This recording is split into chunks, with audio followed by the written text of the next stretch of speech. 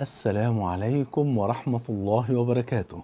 بسم الله والحمد لله والصلاة والسلام على حبيبنا وأسوتنا وقدوتنا وشفيعنا رسول الله صلى الله عليه وآله وسلم.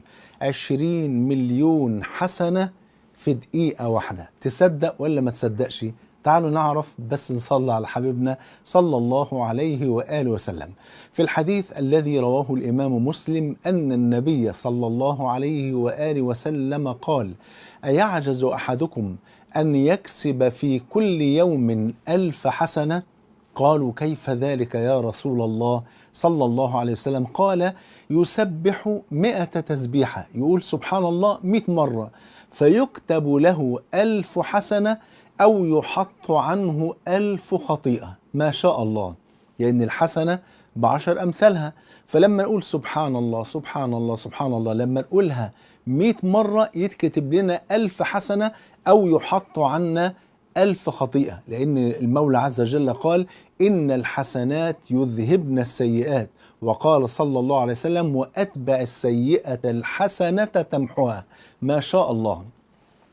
فتخيلوا حضراتكم ال100 مرة سبحان الله تستغرق وقت قد إيه؟ ورب الكعبة وبلا مبالغة دقيقة واحدة. في دقيقة واحدة نقدر نقول سبحان الله 100 مرة، فيتكتب لنا 1000 حسنة. فتخيلوا حضراتكم لو كان الواحد فينا كل يوم هيسبح لمدة دقيقة، فقط دقيقة في ال24 ساعة، يعني في الدقيقة قد إيه؟ يعني في الدقيقة 1000 حسنة بفضل الله سبحانه وتعالى. هنقول سبحان الله 100 مرة، يبقى في الدقيقة الواحدة 1000 حسنة. طيب ده الكلام ده كل يوم هنسبح دقيقة واحدة. طيب في الشهر يبقى قد إيه؟ 30 ألف حسنة.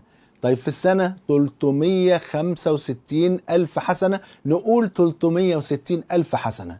طب لو عشنا 60 سنة يبقى 60 سنة في 360 ألف حسنة تساوي 21 مليون و600 ألف حسنة، نقول 20 مليون حسنة. الكلام ده امتى يا حبايبي؟ لو كنا كل يوم هنسبح لمدة دقيقة بس. فتخيلوا لو كنا هنسبح كل يوم لمدة ربع ساعة أو نصف ساعة أو ساعة كاملة، كم يكون عندنا من الملايين بل من المليارات من الحسنات.